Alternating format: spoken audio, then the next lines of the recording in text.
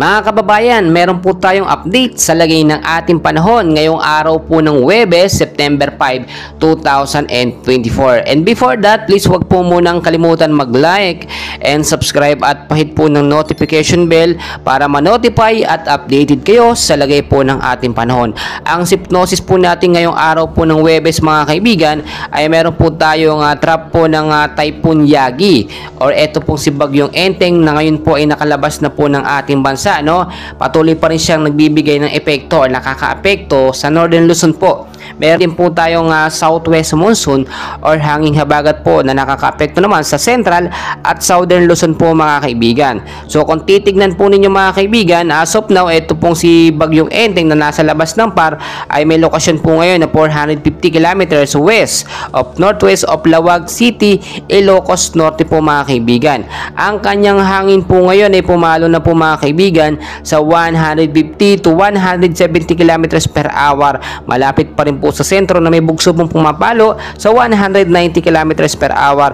Pa northwestward po ang kilos sa bilis na 10 kilometers per hour. Pero ang kagandahan, ito ay nasa labas ng PAR pero yung hangin po na nakapalibot sa kanya ay nagbibigay po ng pag-ulan at sama ng panahon sa ilang bahagi po ng ating bansa, especially po sa may Northern Luzon po mga kaibigan.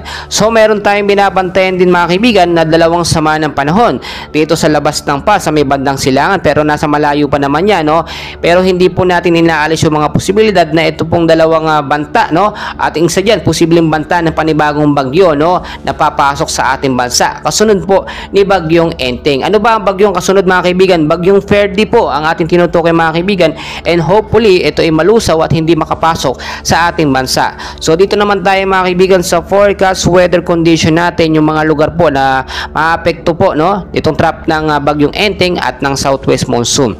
Sa area po ng Cordillera Administrative Region, Cagayan Valley, Ilocos Norte, Ilocos Sur, maulap po na kalangitan. Ang mararanasan dyan, meron po mga isolated light rains and heavy rainfalls pagdating po sa gabi. Cause po yan, dahil po yan sa trap ng Bagyong Enteng na ngayon ay nasa labas ng PAR. So pinag-iingat pa rin po, paulit-ulit yung mababang lugar po, sa aking mga lugar na nabanggit, at landslide naman doon po sa mga landslide prone area.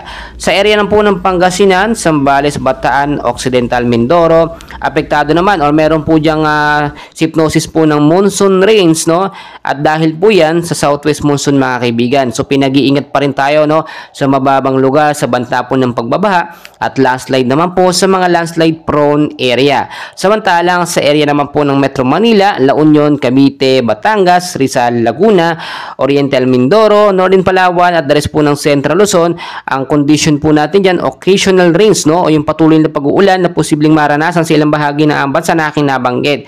So dahil po yan sa southwest monsoon or hanging habagat pa rin.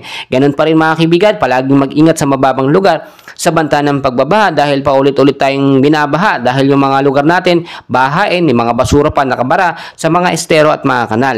Mag-ingat din po tayo sa mga landslide prone area, sa mga mountainous area na lagi po nagkakaroon ng mga landslide.